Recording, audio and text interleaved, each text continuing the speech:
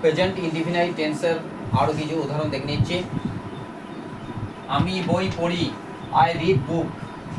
I read বুক, আমরা বই পড়ি, উই রিড বুক। তুমি বই পড়ো, ইউ রিড বুক। সে বই পড়ে, হি রিডস বুক। তারা বই পড়ে, দে রিড বুক। রাজ বই পড়ে, রাজ রিডস বুক। রাজ ও রনি বই পড়ে, রাজ অ্যান্ড রনি রিড বুকস। ছেলেটি বই পড়ে, দি বয় রিডস বুক। ছেলেগুলি বই পড়ে, দি বয়েজ রিড বুকস। এখানে কি হচ্ছে, সাবজেক্ট ভার্ব প্লাস অবজেক্ট হচ্ছে। সাবজেক্ট হচ্ছে আমি, আই। ভার্ব হচ্ছে পড়াটা, রিড প্লাস এখানে রিড।